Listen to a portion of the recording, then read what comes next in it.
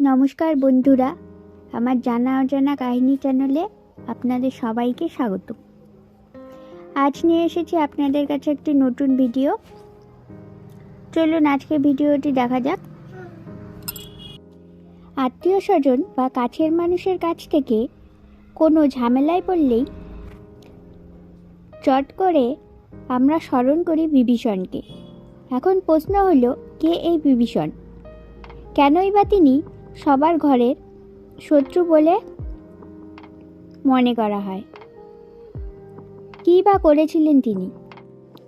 এই বাগধারাটি বাংলায় এসেছে হিন্দু পুরাণ রামায়ণ থেকে। হিন্দু পুরাণ রামায়ণের একটি চরিত্র বিভীষণ। বিভীষণ ছিলেন বিশ্ববামিনী ও কৈকেয়ীর সন্তান এবং রাক্ষসরাজ রাবণের ছোট ভাই। বিশ্ববামুনি ও কৈকেয়ীর 3 ছেলে হলেন রাবণ, কুম্ভকর্ণ এবং বিভীষণ। তাদের একটি ছোট বোনও ছিল, নাম তার শূর্পণখা। কুম্ভকর্ণকে বিষ্ণুদেবের পরম ভক্ত থেকে রাবণ ও কুম্ভকর্ণ কী করে রামের শত্রু হলেন, এই নিয়ে আমরা পরে আলোচনা করব। তো আজকের কাহিনীতে ফেরা যাক। তাদের মা কৈকেশী ছিলেন সুমালী রাক্ষসের মেয়ে। কৈকেশীর আরেক নাম ছিল নিকষা। সুমালী নিজে তার মেয়ে কৈকেশীকে বিশ্রবা মুনির কাছে পাঠিয়েছিলেন, কারণ অবশ্য তেমন মহৎ কিছু ছিল না। এখন একটু পেছন দিকের কাহিনীতে যাওয়া যাক। সুমালীরা ছিলেন 3 ভাই, মূল্যবান, সুমালী ও মালী। 3 জনে মিলে একবার সুমেরু পর্বতে কঠোর তপস্যা শুরু করে দেন। তাদের সেই তপস্যায় সন্তুষ্ট হন ব্রহ্মা। খুশি হয়ে তিনি 3 ভাইকে 3টি বর দেন। তারা হবে অজেয়, শত্রুঘ্নতা ও চিরঞ্জীবী। বর পাওয়ার খুশিতে তারা সমস্ত জগৎ জুড়ে মারাত্মক উৎপাত শুরু করে। ধীরে ধীরে তাদের ওপর বিরক্ত হয়ে ওঠে জনপদের প্রায় সবাই। শেষে অতিষ্ঠ হয়ে দেবতা আর ঋষিরা মিলে বিষ্ণুর কাছে গিয়ে এক প্রতিকার চান। বিষ্ণু তখন 3 ভাইকে দমন করতে এগিয়ে আসেন। বিষ্ণুর হাতে মৃত্যু হয় মালির। মাল্যবান আর সুমালী তাদের গোটা দলবল আর আত্মীয় স্বজন নিয়ে পাড়ি জমায় পাতালপুরীতে। এর মধ্যেই তারা বিশ্বকর্মাকে দিয়ে ত্রিকূট পর্বতে লঙ্কাপুরী নির্মাণ করে নিয়েছিলেন। তারা চলে গেলেন বিশ্রবা মুনির পরামর্শে কুবেরের যেখানে বসতি স্থাপন করেন। কুবেরও ছিলেন বিশ্রবা মুনির আরেক ছেলে। ব্রহ্মার বরে তিনি ধন সম্পদ ফুলে ফেপে উঠেছিলেন। তার হাতে লঙ্কাপুরীর ভীষণ জাঁকজমকপূর্ণ হয়ে ওঠে। এই ঘটনার অনেক দিন পর সুমালী পাতাল থেকে মর্তলোকে আসে ঘুরতে ঘুরতে সে আসেন লঙ্কাপুরীতে। সেখানে গিয়ে কুবেরের ঐশ্বর্য আর লঙ্কাপুরীর জাঁকজমকপূর্ণ চেহারা দেখে রীতিমতো চোখ কপালে উঠে যায় তার। ঈর্ষায় জ্বলে পুড়ে যাচ্ছিল সুমালী। যে করেই হোক আবার লঙ্কাপুরীর দখল তাকে পেতেই হবে, সেই ভাবনায় সারাক্ষণ মাথায় ঘুরপাক খেতে থাকে তার। সাথে প্রতিশোধের ব্যাপারটা তো আছেই। তখন তার মাথায় আসে আরেক ফন্দি। বিশ্রবা মুনির সঙ্গে নিজের মেয়ের বিয়ে দিতে হবে, তাহলে স্বয়ংক্রিয়ভাবে কুবেরের মতো ধনকুবের আর ক্ষমতাধর সন্তান পাওয়া যাবে। আবার হাতছাড়া হয়ে যাওয়ায় লঙ্কাপুরী ফের দখলে আনা যাবে। সেই উদ্দেশ্য হাসিল করতেই তার মেয়ে কৈকেয়ী বা নিকষাকে সে পাঠিয়ে দেন বিশ্রবা মুনির কাছে। বিশ্রবা মুনি তখন তপবনে তপস্যা করছিলেন। কৈকেয়ী তার কাছে গিয়ে মাটিতে বসে পড়ল। মাথা নিচু করে মাটিতে আঙ্গুল দিয়ে এলোমেলো দাগ টানতে লাগলেন সে। কিছুক্ষণের মধ্যেই মনোযোগে বিঘ্ন ঘটল বিশ্রবা মুনির। চোখ খুলতেই তিনি দেখতে পেলেন কৈকেয়ীকে। তপস্যা থামিয়ে তাকে তপবনে আসার কারণ জিজ্ঞাসা করল।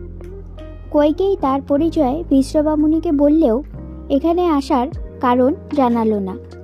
উল্টো তার প্রতি এক ধরনের চ্যালেঞ্জ ছুড়ে দিয়ে বলল, পারলে যেন সে তপোবলে সেই কারণ জেনে নেয়। তৎক্ষণাৎ আবার ধ্যানে বসে যান বিশ্রবা মুনি। দিব্য চোখে দেখতে পেলেন কৈকেশী তার সঙ্গে প্রণয়ের সম্পর্ক স্থাপন করতে পাতালপুরী থেকে মর্তে চলে এসেছে। তবে তার উদ্দেশ্য খুব একটা ভালো কিছু নয়। কিন্তু তারপরেও কৈকেশী এত কষ্ট এত দূর এসে সে ভেবে কৈকেশীর বাসনা তিনি পূরণ করলেন। কিন্তু তার আগেই জানিয়ে দিলেন এমনিতে কৈকেশী সকাল সকাল এসেছে, তার ওপর মুনির ধ্যান ভাঙিয়েছে, তাছাড়া তার নিয়তেও যথেষ্ট গোলযোগ আছে। কাজেই তাদের সন্তানরা হবে রাক্ষস, খুবই খারাপ স্বভাবের রাক্ষস। তখন কৈকেশী অনেক অনুনয় বিনয় করে বিশ্রবা মুনির মন গলানোর চেষ্টা করলেন। শত হোক মা তো, নিজের সন্তানরা খারাপ স্বভাবের রাক্ষস হবে এ কথা সে কিভাবে সহ্য করবে। শেষমেশে খানিকটা নরম হয়ে অভিশাপ কিছুটা কমিয়ে দেন বিশ্রবা মুনি। জানান কৈকেশী ছোট ছেলে রাক্ষস হলেও ভালো স্বভাবের রাক্ষস হবে, ভীষণ ধার্মিক হবে। কৈকেশীর এই ধার্মিক রাক্ষস ছেলেটির নাম হবে বিভীষণ। এর অনেক দিন পরের কথা। রাম, লক্ষ্মণ, সীতা তখন ছিলেন বনবাসে। রাবণ বোন জামাইকে মেরে ফেলার পর তার বোন শূর্পণখাকে সেই বনেই থাকতে দিয়েছিলেন। সেখানেই রামের দেখা পায় শূর্পণখা। রামের প্রেমে হাবুডুবু খেয়ে সোজা গিয়ে তাকে প্রেম নিবেদন করে বসে শূর্পণখা। খালি রামই নয়, লক্ষ্মণও তাকে ফিরিয়ে দেয়। রেগে মেগে শূর্পণখা গিয়ে সীতাকে খেয়ে ফেলতে উদ্যত হয়। তখন রামের আদেশে লক্ষ্মণ গিয়ে শূর্পণখার নাক কেটে ফেলে। সেই নাক কাটার বদলা নিতেই রাবণ সীতাকে তুলে নিয়ে যায়। আর এই ঘটনা থেকেই রাম রাবণের যুদ্ধের সূত্রপাত ঘটে। রাবণ এই সীতাকে তুলে নিয়ে আসার ব্যাপারটা মোটেই সমর্থন করেনি তার ছোট ভাই বিভীষণ। বিভীষণ ছিলেন রামের ভক্ত। সে বারংবার বুঝিয়ে শুনিয়ে সীতাকে ফেরত পাঠানোর চেষ্টা করেছিল, কিন্তু রাবণ তার কথা তো শোনেনি। উল্টো বিভীষণ যতবার এই প্রসঙ্গে কথা বলতে এসেছে ততবার তাকে ভৎসনা করেছে।